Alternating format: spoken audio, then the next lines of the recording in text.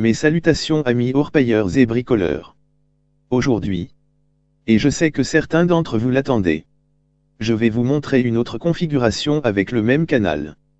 La configuration hors courant, qui est une configuration bien particulière. Pour vous montrer qu'il n'y a aucune triche. Voici donc le démontage de la configuration que vous avez vue dans la vidéo précédente. Je vous accélère un peu tout ça. On n'est pas là non plus pour enfiler des perles.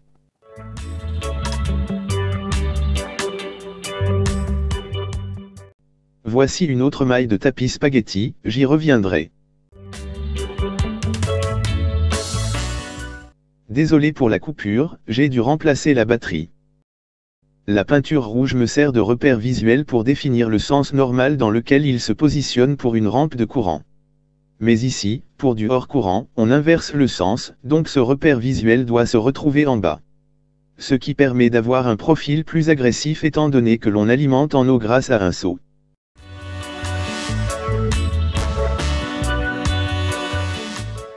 Voici l'échelle de rifle spécifique que j'ai fabriquée pour le hors courant.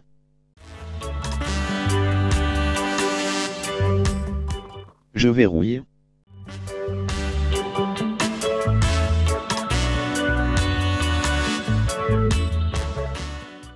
Mais il manque encore quelque chose. Accélération vidéo x8, toujours cette histoire de perles.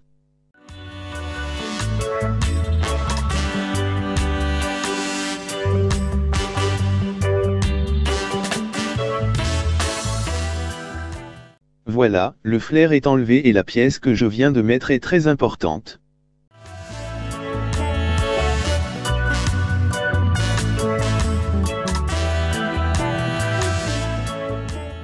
Voici le système de panier comme sur les ailes bancaires.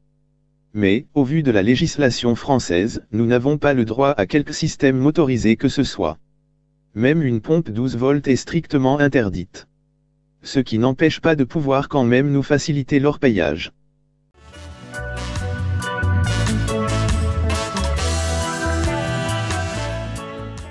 Ce que j'appelle le panier, une fois monté.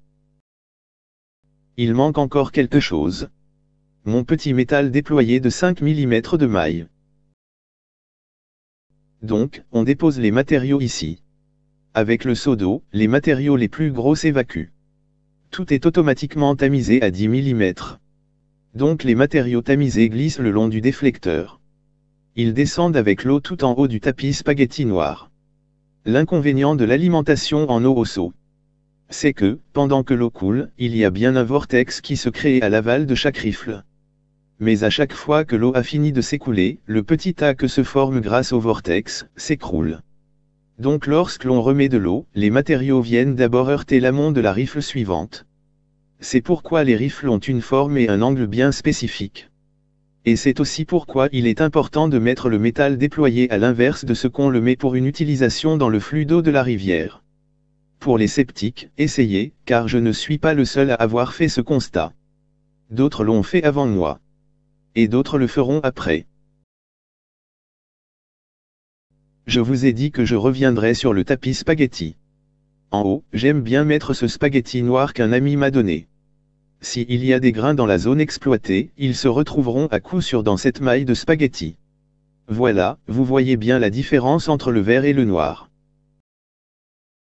Bien sûr, si vous n'en avez pas assez grosse maille, vous pouvez utiliser le même mineur MOS tout le long.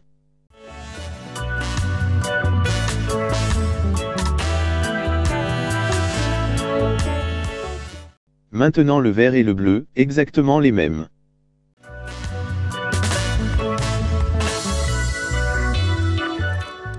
Donc la même configuration hors courant avec la même maille de spaghetti tout le long. Voilà, pour le troisième et dernier épisode de cette série de vidéos concernant cette rampe modulable. Vous voyez, à côté de moi, une bonne partie du matériel présenté dans cette série de vidéos. Je vous rappelle le groupe Facebook. Ce groupe s'appelle « Invention Orpaillage ». C'est un groupe sur lequel vous pouvez venir partager vos créations, discuter et échanger sur la fabrication de matériel d'orpaillage. Toute l'équipe et les intervenants essayeront de vous guider au mieux. N'hésitez pas à vous abonner sur ce groupe. C'est un groupe super. J'espère que cette vidéo vous aura plu. N'hésitez pas à vous abonner, mettre un petit commentaire, un petit like, ou même les deux. Je me répète, je n'ai rien à vendre. J'essaie juste de vous partager ma vision de l'orpaillage. Ainsi que les possibilités de faire son matériel soi-même. C'est vraiment quelque chose qui me tient à cœur. Je vous dis à la prochaine.